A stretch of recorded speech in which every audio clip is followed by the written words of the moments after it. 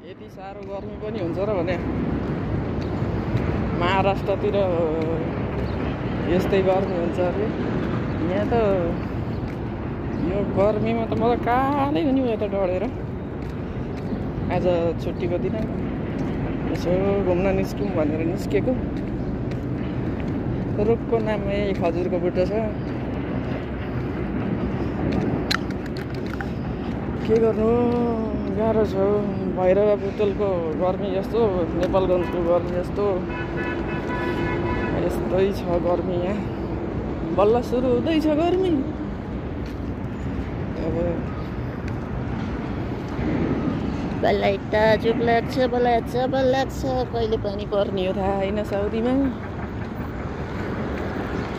यस्तो दामी दामी कम्पनीहरू छन् यहाँ, तर सेलेरी पो छ कि छैन थाहा होइन है।